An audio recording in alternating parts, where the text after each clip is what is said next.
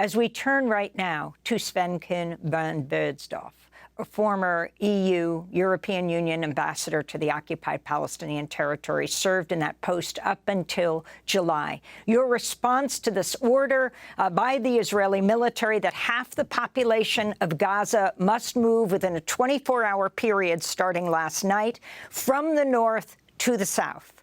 Sven Kühn von Burgsdorff. Yeah, thank you, Ms. Goodman. And of course, I can fully second what Mohammed Shehada has so well described as the absolute catastrophe which 2 million Gazans are facing.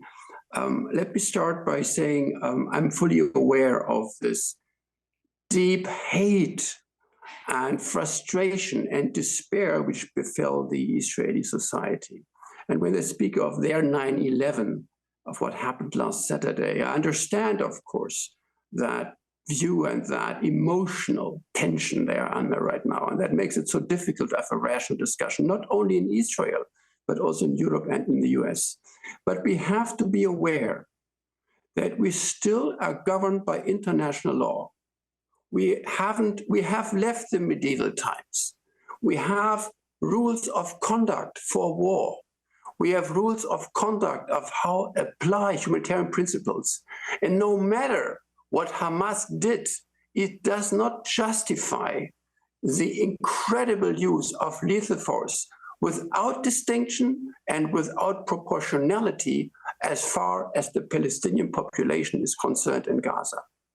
Distinction, proportionality, and precaution are sacrosanct principles for the code of conduct of armed hostilities. And Israel as a democracy cannot escape that and has to be held accountable.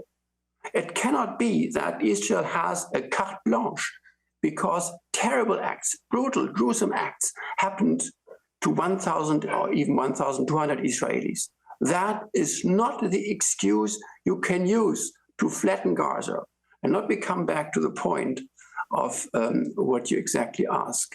The announcement of the IDF to basically forcibly evict more than 1 million Gazans from their homes in the northern part of the Strip is likely to be criticized by international legal experts as a war crime.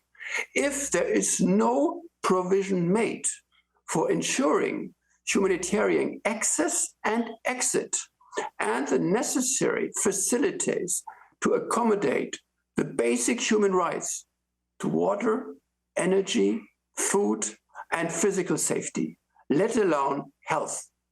And this is also clearly signed in all international conventions Israel has ratified and is accountable to. So it is unexcusable if the international community does not use its pressure point to hold Israel to account to what they have pledged before the international community to respect. I understand the emotions. They are very high right now in Israel. I'm in retirement right now in France, so I'm not more on the post, but I can understand that. But as I said, we all have to uphold international law, international humanitarian law, and international human rights law. That is the yardstick. That is the most important measure of conduct for all of us. I want to turn to Ursula Gertrude von der Leyen, the president of the European Commission, who arrived in Israel today, and play for you a comment she made last year about Russia targeting civilian infrastructure in Ukraine.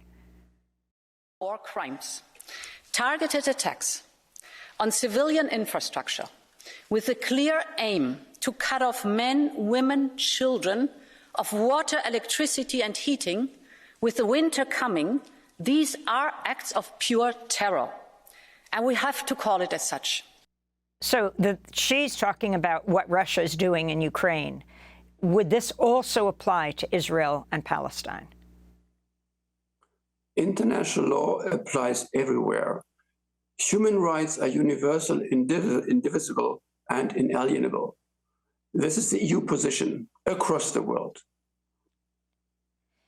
Let me ask you about a statement by Jan Egeland, the Secretary General of the Norwegian Refugee Council. He's got dozens of workers in Palestine. We just spoke to Yusuf yesterday from the Jabalia refugee camp is where he lives. He came in, talked about the difficulty of even moving to be able to talk to us, to find a space that had electricity. Today, we can't reach people in Gaza. But Jan Egeland, the Secretary General of the Norwegian Refugee Council, commented on the Israeli relocation ultimatum of Gaza civilians, saying the Israeli military demand that 1.2 million civilians in northern Gaza relocate to its south within 24 hours, absent of any guarantees of safety or return, would amount to the war crime of forcible transfer. It must be reversed, he said. Your response, Sven Kühn von Burgsdorff. I fully subscribe to the statement of Jan Egeland. As an international legal expert, as a political scientist, as a former diplomat, and as a human being, there is no doubt that this has to be respected. And by the way, let me just underline this. If Israel decides to close its crossings in Kerem Shalom and in Erez, Egypt is bound by international law to open its border crossing in Rafah.